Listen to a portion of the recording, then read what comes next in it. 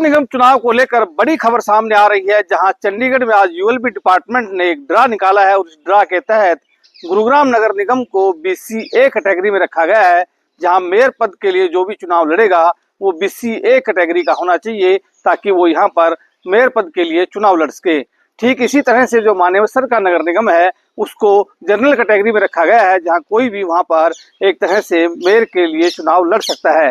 पिछले 2 साल से गुरुग्राम नगर निगम के जो चुनाव है वो ड्यू चल रहे थे और लगातार ये मांग उठ रही थी कि मानेसर नगर निगम के साथ साथ गुरुग्राम नगर निगम के भी चुनाव जल्द से जल्द करवाए जाएं। जहां गुरुग्राम के नगर निगम चुनाव 2 साल से ड्यू थे, वहीं मानेसर में पहली बार नगर निगम के चुनाव होने जा रहे हैं और उसको लेकर के अब एक तरह से स्थिति साफ हो गई है। जहां पिछले दिनों हाईकोर्ट ने भी ये कहा था कि 21 फरवरी से पहले पूरी प्रक्रिया को पूरा कर लिया जाए और उसके बाद लोगों को भी उम्मीद है कि अब ये चुनाव हो जाएंगे। अब आज यूएलबी डिपार्टमेंट ने जिस तरह से ड्रा निकाला है उसके बाद एक बार फिर से लोगों को लगने लगा है कि अब जल्द ही चुनाव हो सकते हैं।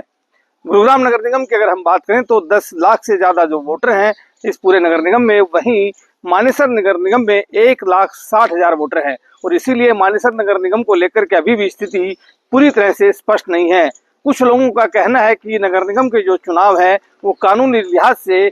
कम 3 लाख वोटर होने चाहिए, तभी नगर निगम के चुनाव हो सकते हैं। लेकिन चूंकि मानेसर में अब नगर निगम के तहत जो एरिया आता है उसमें 1,60,000 वोटर हैं, इसलिए कई विपक्षी नेताओं ने और उसके साथ साथ कई सामाजिक कार्यकर्ताओं ने ये कहा है, विरोध भी जताया है कि यहाँ पर चुनाव नहीं कराए जा सकते। तो अब ऐसे में देखना होगा कि क्या आने वाले समय में मानेसर नगर निगम के जो चुनाव है वो होंगे या फिर उनके ऊपर किसी तरह का कोई स्टे लग सकता है, क्योंकि कई लोग ये भी कह रहे हैं कि वो इस पूरे मामले को लेकर के कोर्ट का रुख कर सकते हैं ताकि मानेसर नगर निगम के जो चुनाव है उन्हें रोका जा सके।